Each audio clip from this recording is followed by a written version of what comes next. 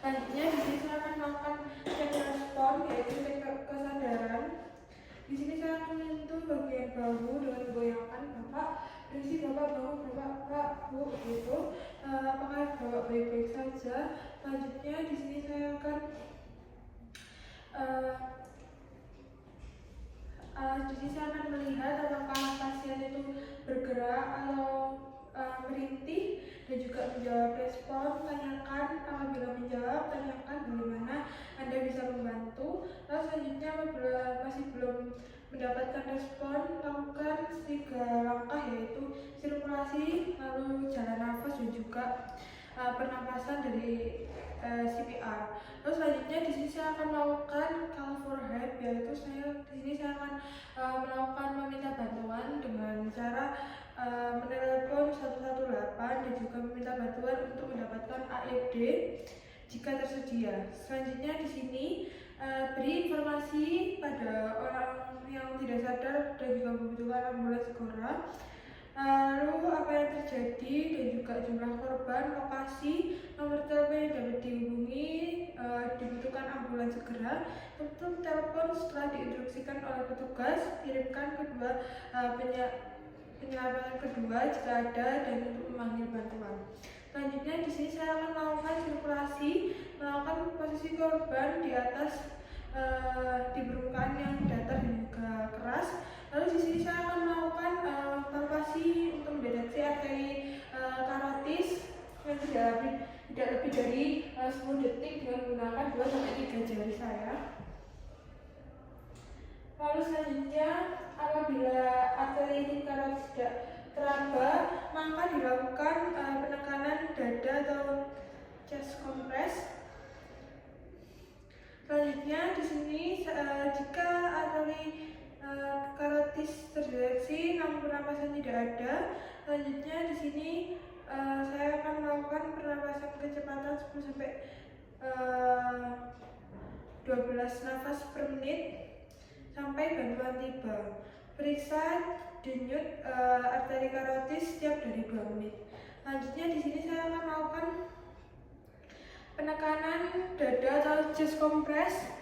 Di sini saya akan menempatkan tumit 1 pada bagian dada di antara puting susu atau di antara garis puting. Selanjutnya di sini saya akan menempatkan tumit tangan yang lain di atasnya. Lalu selanjutnya di sini saya akan berada di bawah satu garis vertikal. Lalu selanjutnya berikan kompresi atau penekanan 5-6 cm. Selanjutnya di sini saya akan berikan penekanan 30 penekanan dengan kecepatan minimal dari 10 kali per menit. Kompresi dilakukan dengan cepat dan juga kuat.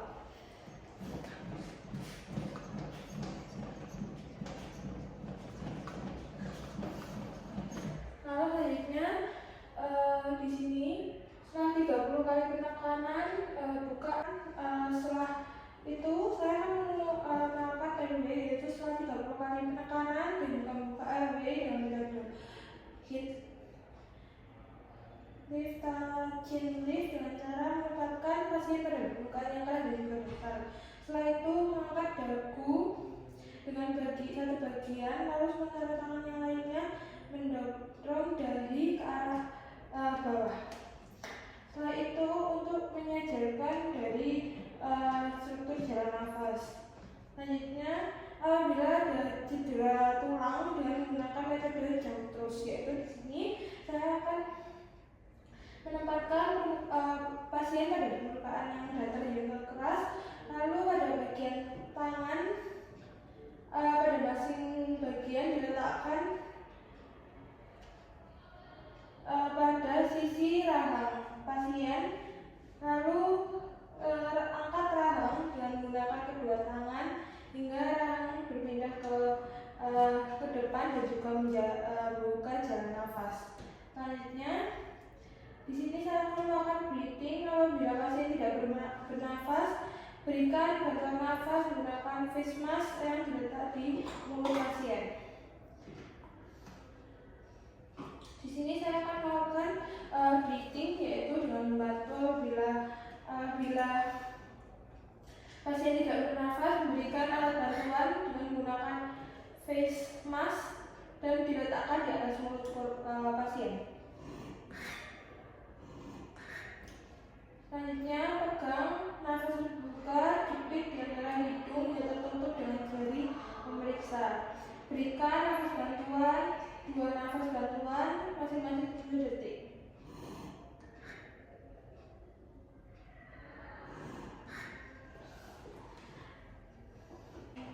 Selanjutnya, di sini saya akan melakukan evaluasi, yaitu lakukan 5 siklus RJP selama 2 menit.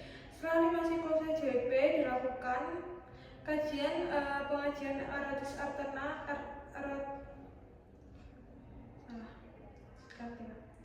Selanjutnya di sini saya akan melakukan evaluasi, lakukan 5 siklus RJP selama 2 menit. Lalu setelah 5 siklus dilakukan, lakukan pengajian arteri karotis. Bila belum ditemukan nadi, maka dilanjutkan dari 5 siklus tersebut, begitu seterusnya.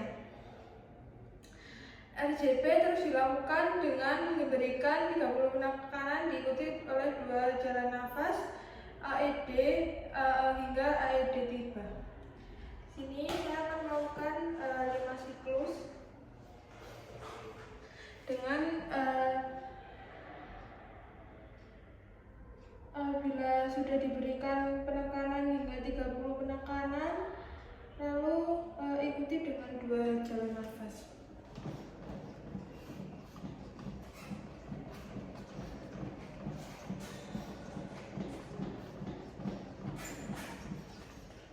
Selanjutnya saya akan memberikan jalan nafas.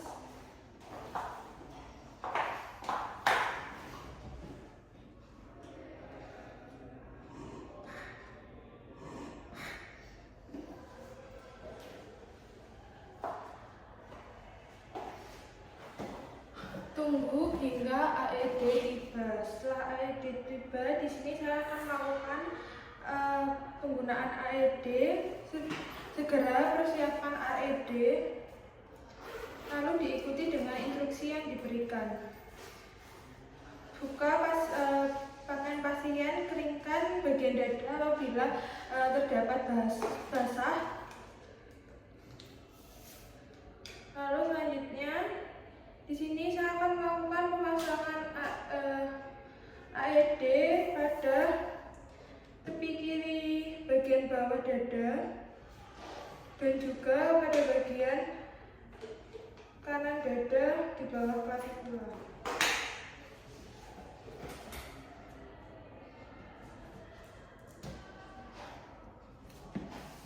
Selanjutnya, di sini saya akan membiarkan AED untuk menganalisis irama dan tidak menyentuh pasien. Lalu selanjutnya, If the patient is a child, press the child button. Do not touch the patient. Analyzing heart rhythm. Lalu selanjutnya, di sini saya akan, jika AED menganalisis irama shockable, maka AED akan menunjukkan bahwa untuk shock tombol shock sesuai dengan instruksi dan dilanjutkan dengan ARJ sesuai dari instruksi AED. Jika irama dari non-shockable, dilakukan RJP sesuai dari instruksi AED. Penggantian posisi penolong setiap 5 siklus atau 2 menit atau dilakukan ketika AED memberi aba-aba, menghentikan kompresi dan juga menganalisis irama. Baik, untuk tata cara dari keterampilan resusitasi dari jantung dan paru sudah selesai. Terima kasih.